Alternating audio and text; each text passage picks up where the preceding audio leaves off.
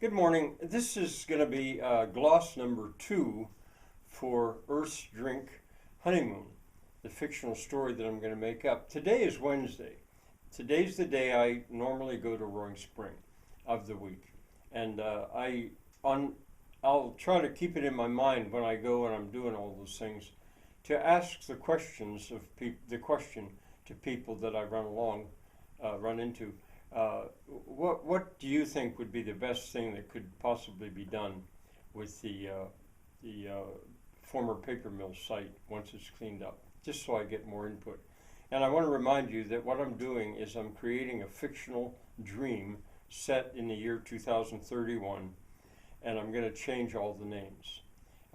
Now I've been tempted in the last day or two to just jump right into it and start to tell a story. But I don't think I should, or even tell you bits of it. I will give you a little bit of an idea, though, about how it's going to start. And I want to tell you about a technique I'm going to use. When the couple, the newlyweds, are spending their week in Earth's Drink, they're not going to just be on their own, wandering around seeing what's what. They're going to have guides. And there's going to be 4 guides.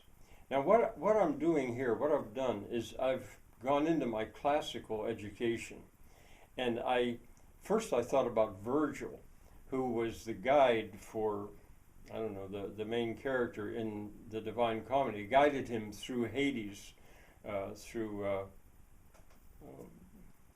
I can't, Inferno is the Inferno. But I didn't like that in a way because, he's guiding the character through hell. Well, Roaring Spring is far from hell. It's more like heaven. Let's see, there was Inferno, Purgatorio, and Paradiso, or something like that. Hell, Purgatory, and Paradise, heaven. So and I thought, no, that won't do. So then I turned to Beatrice. Now Beatrice is his guide in Paradiso, and I thought, okay, I'll use that name. I'm just looking for names. So I had one, Beatrice. She's going to go by B.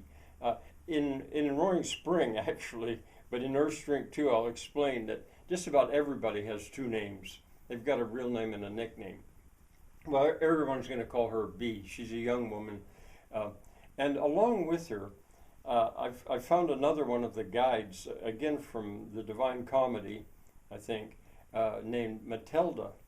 And I thought, okay, I'll use Matilda. I don't know anybody named Matilda. There's that waltzing Matilda. And she's going to go by Telly. That's her nickname. So we've got B and Telly. But I also wanted to have... she's also young. They're almost the same age. But I also wanted to have some men and ones that might know a different angle about Earth's Drink. So anyway, I came up with Raph. That's his nickname. Raphael Holy Day or something like that. I don't know what his whole name is. But everyone just calls him Raph. And he will supply a different kind of knowledge to guide them in what to see in Earth's Drink. And then the other one's going to go by Doc. Everyone calls him Doc. Doc Hammond, I think, is his whole name. Now, there were other choices available, and I could have lots of guys. Maybe I'll pop them in here and there. I might. If they have a little local guide, say the Little League game or something like that. So there I've got 4 guides, and those 4 guides work together in a fairly newly established little company called Off and Online Travel Guides. Off and Online Travel Guides. They have a little tiny building and an office, and I'll tell you more about them later.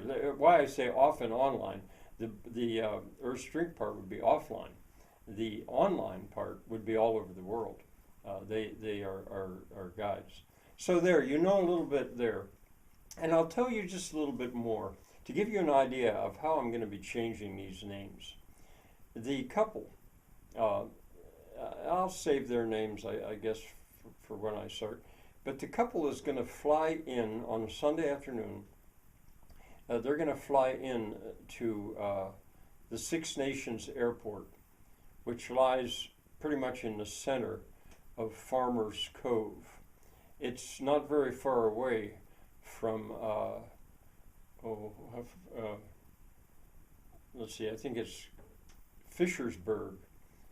Fishersburg is a small town about the same size as Erstrink, but in the center of Farmers Cove. They're going to fly in there, and they're not going to be alone, actually, which may surprise you. It should surprise you, I think. But they're not going to be alone, and they're going to have the intent to stay for 1 week and then fly back out on the next Sunday. So there's a sort of a tantalizer. Bye for now.